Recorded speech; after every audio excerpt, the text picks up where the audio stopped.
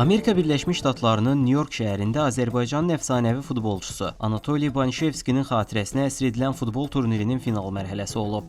Uşaq və veteranlar arasında keçirilən yarışlarda gərgin mübarizə yaşanıb. Turnirdə şəhərin 4 futbol məktəbindən 100-dən çox uşaq iştirak edib.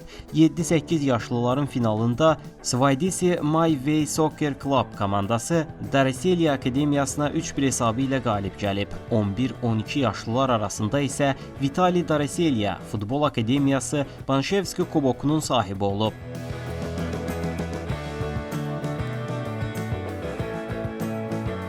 Veteranlar arasında Dinamo Tbilisi New York komandası birinci yeri tutub. İkinci pillədə Neftçi New York, üçüncüdə isə Kosmos New York qərarlaşıb.